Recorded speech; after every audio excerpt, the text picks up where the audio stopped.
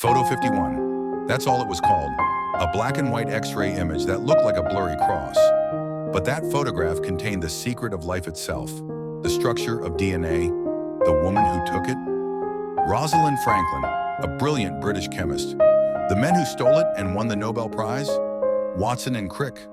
This is the story of the greatest scientific heist in history and the woman whose genius was erased until decades after her death.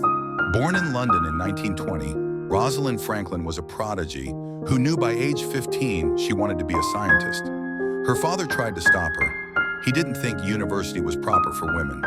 She went anyway, earning a PhD in physical chemistry from Cambridge at just 25. Rosalind then moved to Paris, where she mastered X-ray crystallography, a technique that uses X-rays to reveal the structure of molecules.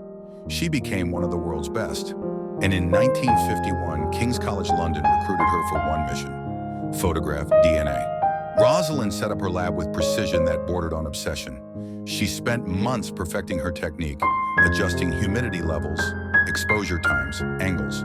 Then in May 1952, she captured it.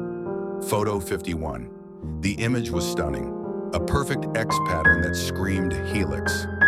Rosalind knew immediately she was looking at something revolutionary. She began careful analysis, taking meticulous notes, running calculations. Science requires proof, not hunches. She would publish when the data was complete.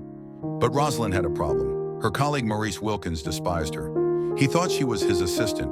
She was actually his equal, hired independently. The sexism was suffocating. Wilkins complained constantly that Rosalind was difficult and uncooperative.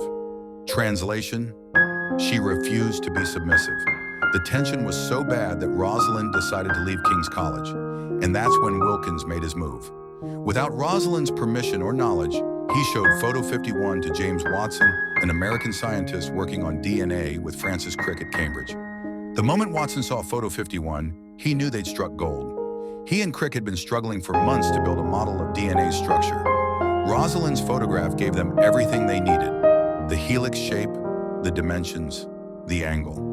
They built their famous double helix model in weeks. In April 1953, they published their findings in Nature magazine, barely crediting Rosalind's work as a footnote. The scientific world erupted in celebration. Watson and Crick were geniuses. Meanwhile, Rosalind Franklin's name was forgotten. What makes this worse? Rosalind was right there, publishing her own meticulous analysis in the same issue of Nature. Her paper provided crucial evidence supporting the Watson-Crick model. But Watson and Crick's flashy double helix image captured imaginations. They became rock stars. Rosalind remained invisible, and the sexism didn't stop. Watson later described her in his memoir as belligerent, sharp, and unfashionable, mocking her appearance and personality. He painted her as an obstacle they'd heroically overcome, not the scientist whose data made their discovery possible. After leaving King's College, Rosalind moved to Birkbeck College and shifted her research to viruses, making groundbreaking discoveries about tobacco mosaic virus and polio virus. She was finally happy, working with colleagues who respected her. But in 1956, at just 36 years old, Rosalind began feeling ill. Abdominal pain, fatigue. She was diagnosed with ovarian cancer, likely caused by repeated exposure to X-ray radiation from her years of crystallography work. There were no safety protocols back then. Science was literally killing her. Rosalind Franklin died on April 16, 1958, at age 37. 4 years later, in 1962, Watson, Crick, and Wilkins won the Nobel Prize in Physiology or Medicine for discovering DNA structure. The Nobel Prize isn't awarded posthumously, so Rosalind couldn't win. But here's the thing: even if she'd been alive, she probably wouldn't have been included. The prize went to three men: the woman who took the crucial photograph, who did the calculations, who provided the evidence, written out of history. For decades, Rosalind Franklin was a footnote. Then in the 1970s and 80s, feminist scientists began digging into her story. They uncovered the truth. Photo 51 had been shown to Watson without her consent. Her data had been used without proper credit. She'd been dismissed, demeaned, and erased. Biographies were written, documentaries were made, awards were established in her name.